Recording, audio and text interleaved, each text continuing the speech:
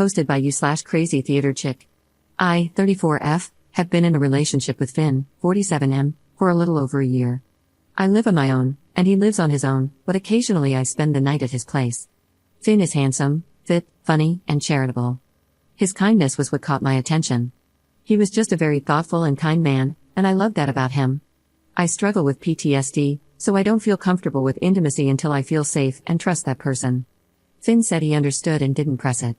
We didn't start getting intimate until 2 months in, but I was pretty drunk, so I was upset the next morning, and he comforted me. He didn't get angry or blame me at all. After that, we had a healthy bedroom life. I was adamant that he wear protection every time. Once, while we were in the middle of playtime, he asked if he could take the condom off. I said no, and he said that it wasn't feeling good to him and that he was unable to finish with one on. I said no again. Afterward, he didn't cuddle or hold me like he always did and said nothing to me. I got up to get water and asked if he needed anything and leaned over to kiss his cheek. He shied away from my kiss and muttered, "Oh, now you care about me?" I asked him what that was about, and he told me he bends over backwards to make me happy but doesn't get to feel good because I won't let him not wear a condom. I told him I am very worried about pregnancy. I live in a place where terminations are extremely difficult. He said I am on birth control, so what's the issue? I said that's not 100%, and he knew it. I grabbed him some water and told him that if he got a vasectomy, we could talk. They are reversible and accessible. I just cannot get pregnant. We didn't discuss it again, and he even apologized for being a jerk the very next morning and took me to the spa. I apologized for ruining the night, and he said it was all right, and we kind of moved on. Everything was great, and around the 6-month mark, he said he thinks we are getting serious and that he considers me his partner, and asked about the condoms again. I reminded him of my requirement for that, and he said he had to think about it. About 2 months ago, he had a work trip that lasted a week and a half. When he returned, he was all over me. At the time, I was going through a difficult depression. I suffer from depression, and sometimes it gets really bad. He seemed annoyed and made a remark that I was punishing him for missing and loving me so much. He held my face and started kissing me again. After going back and forth for a few more minutes, I just gave up, and we had playtime. In the middle of it, he asked if he could take off the condom, and I said no, but he said he had the vasectomy. He was so excited to get me in bed that he had forgotten to tell me. I stupidly said, "Well, all right then." After that, he would forget the condoms altogether. Then, my cycle was off. At first, I figured it was stress, a change in diet, or a billion other possible reasons, but this nagging feeling came over me, and I got tested. I was pregnant. He found me crying on his bathroom floor and asked what was wrong, so I told him. He smiled and laughed, saying, "Really? That's so amazing, a baby." He left me there and went whooping through the other room. When he came back, he was rattling off so much information. He had a dream about this, and now it's happening, so it must be a sign. My brain finally caught up, and I asked about the vasectomy. He said it's not 100% effective, right? Like condoms and pills. I was puzzled, as the only goalie we took out of the equation was condoms. He said it was a miracle, and I told him absolutely not. I explained that my best friend lives in a different state and I would be visiting her. I would also be going to a termination clinic there. He went silent. He asked me if I really hated him that much, and I didn't understand. I said I never want to be pregnant, and he knew this about me. That hasn't changed. He became extremely angry with me, saying I wouldn't dare unalive his child and that if I loved him, I would never threaten that again. He explained that he will take care of us, he makes plenty of money, and don't I treat you like a queen? So all he is asking is that I have the baby. I said I needed to go and started packing to go home. He followed me, repeating things like, "You won't though, right? You won't unalive my baby?" And similar statements.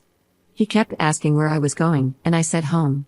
I was too tired and emotional right now, and I wanted to go home. He stepped in the doorway and said no, insisting that we needed to talk about this. I started to get upset as he was blocking me, and I felt trapped. I asked him to move, and he said no. I asked him again, saying I wanted to go home, and he said no again. He said, "You are not leaving, what part of that don't you get?" I started crying and grabbed my phone, backing away from him and telling him to stay away from me. Finn looked really sad and said I couldn't be serious. He insisted he would never hurt me and asked me to stop crying. I demanded he let me leave, and he finally did. He has since been calling and texting me, begging me to talk to him. He says I really hurt him by pretending to be scared of him, as he would never hurt me. He said he treats me like a goddess, and I played the helpless victim card, and that things like that can ruin a man's life. He then said that I wasn't thinking straight and asked, "Is your brain lying to you again?"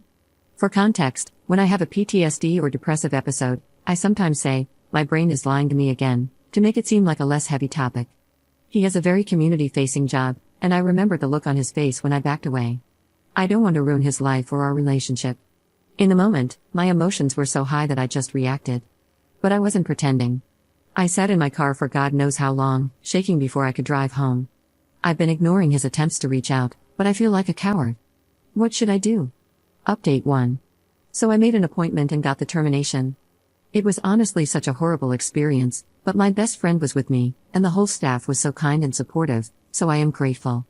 Thank you to those who encouraged me to get it done. It was awful, but pregnancy and being trapped with him would have been much worse. Finn texted on Wednesday, apologized, and said he said things he didn't mean. He asked me to please answer my phone as I have been ignoring him. When he called again, my best friend recorded it all. Before I could finish saying hello, he went on a long bit about how amazing I am, how much he loves me, what a great mother he knows I will be, and that he will marry me immediately if that's a concern of mine. When I finally got to talk, I said that I am no longer pregnant, and that I never want to be, and that I was clear about this from the beginning. He asked if it was a miscarriage and then said, because I know you wouldn't willingly unalive our child, right?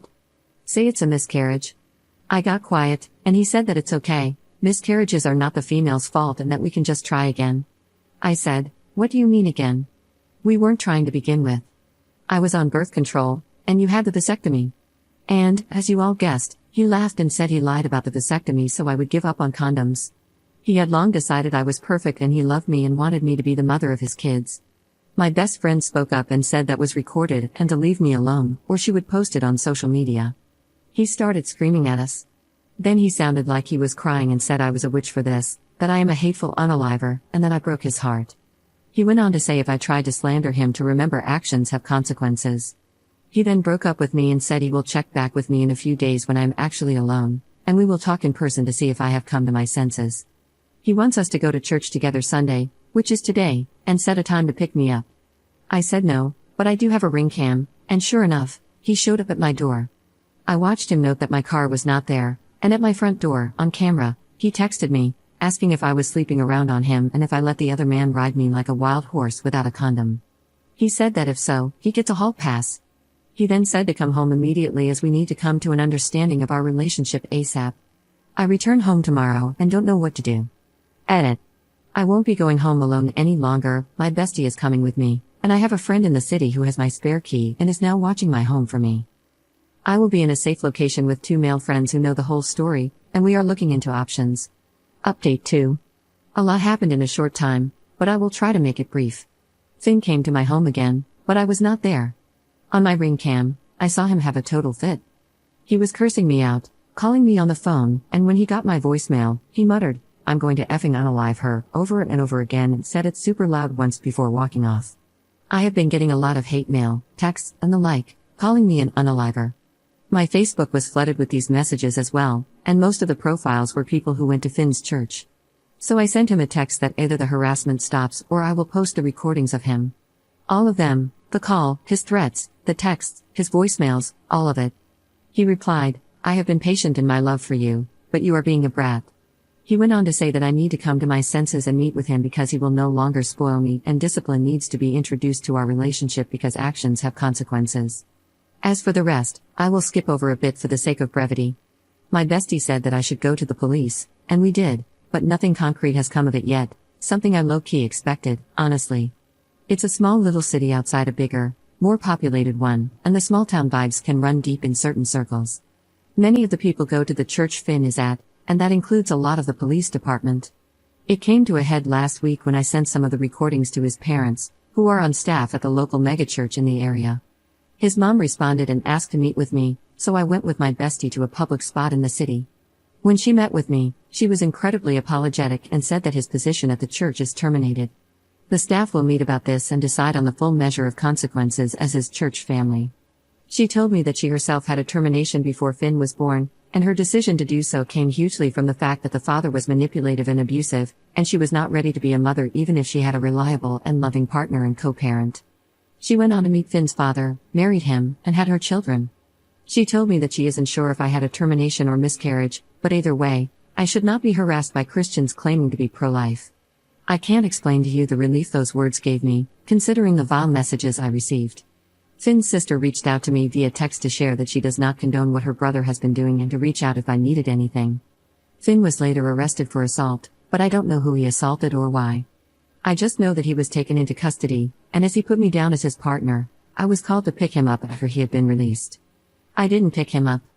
I have since been looking for a new place to live as he knows my address and has come by more than a couple of times. I'm staying with two of my best friends away from my town, and my home is more or less storage for my things until I find a place to move. Finn sent me a text telling me that I am a cruel witch who ruined his life and broke his heart all because he loved me. He added that I shouldn't trouble myself with acting scared of him anymore because he is leaving the state soon for a new job. He ended the message with, I have, do, and always will love you, and perhaps one day your cold heart will melt and you can find within it your buried love for me. Like bro, take the sugar out of your Kool-Aid because I ain't drinking it anymore. Not to say everything is sunshine and roses. I have been in a lot of therapy and am finding that I overlooked many red flags and need to unlearn a lot of people-pleasing behaviors to become a more confident and true version of myself. Plus, my friends don't fully believe he is leaving town, so I am still staying with them for the time being. I love them a lot, but it's like having older siblings fussing about like mother hens. I cannot wait to have my new place. Thank you all for the kindness and support. I think this is my last update on the matter, as I don't intend on wasting any more time than I have to on that abusive piece of garbage. Remember, you know yourself best and can love yourself best. Life is too short not to make the right choices for yourself, your well-being, and your happiness because you matter. Update 3. So, I moved to Austin and took a pay cut. I can now say that I don't have to worry about Finn anymore. He's currently in prison, awaiting trial for unaliving somebody. I know a disjointed rendition of what happened. Finn got drunk out of his mind at a local bar, then got into a heated argument with a retired Marine because the Marine spoke about his wife's termination. They fought, Finn got beat up, the Marine left, and a regular gave Finn crap for talking smack and then getting beat up. So Finn fought him. He threw the guy into a wall, and he hit his head pretty bad. The guy was fine for a few days but passed away due to his injuries. I have since gotten a new job in Austin and was moving when I heard. Finn's father asked me to testify to his character and to say my termination caused this. I obviously didn't. I moved with only the essentials and had a wonderful summer traveling with friends. I just got back last week and am now unpacking my new home. Unrelated, but Austin is a fun freaking city. When I got back and logged on, I saw a lot of you were concerned about my safety, so I wanted to update. I'm totally okay, already have new friends, and I'm going to adopt possibly the cutest little senior Yorkie. I am literally in the waiting room where they will bring him out after he gets all his exit medical checks done. I'm also in the virtual queue for an adult Rottweiler, and it sounds like I might get her. So I may have her by the time the work week begins. Anyway, I wanted to say thanks to everyone who was supportive. Have a wonderful day.